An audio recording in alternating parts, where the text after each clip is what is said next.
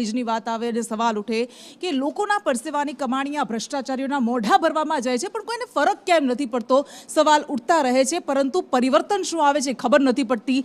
રાત્રે ખાડો ખોદાય, દિવસે પુરાય, પાછો રાત્રે ખાડો ખોદાય અને લોકોને લાગે વાહ કેટલું સરસ વિકાસનું કામ થઈ રહ્યું છે, પણ છેલ્લે શું મળે છે એ શૂન્ય હોય છે. અને આવો જ ભ્રષ્ટાચારનો પર્યાય સમો એ હાટકેશ્વર બ્રિજ કે જેને તોડવા માટે અનેક ટેન્ડર બહાર પાડવામાં આવ્યા, નવો બનાવવા માટે ટેન્ડર બહાર પાડવામાં આવ્યા અને ફરી એક વખત હવે તોડવા માટે ટેન્ડર બહાર પાડવામાં આવ્યું છે. કશ્યપ જોડાઈ ગયા છે આપણી સાથે.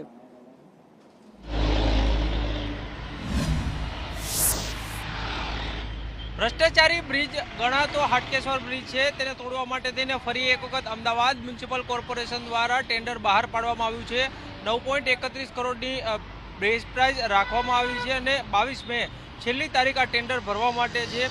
આ ચોથી વખત ટેન્ડર પ્રક્રિયા છે તે કરવામાં આવી છે. અગાઉ જ્યાં ટેન્ડર પ્રક્રિયા કરવામાં આવી હતી ક્યાંક નીલ ટેન્ડર આવતા હતા તો ક્યારેક સિંગલ ટેન્ડર આવતું હતું ને તેના કારણે અમદાવાદ મ્યુનિસિપલ કોર્પોરેશન દ્વારા આ કામગીરી છે તે કોઈને સોંપવામાં આવી નહોતી.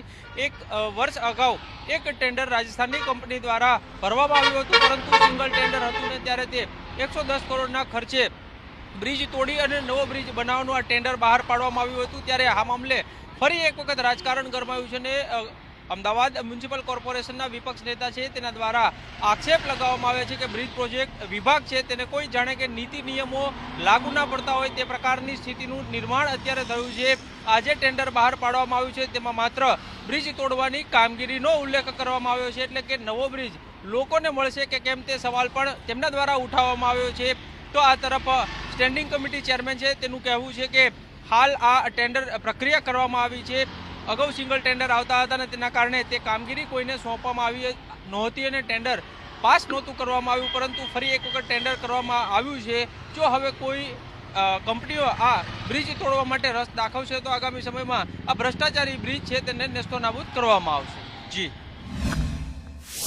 બ્રિજ માટે અગાઉ પણ ટેન્ડર પાડવામાં આવ્યા હતા, ઘણીવાર ટેન્ડરો નહીં આવ્યા હતા, સિંગલ આવ્યા હતા.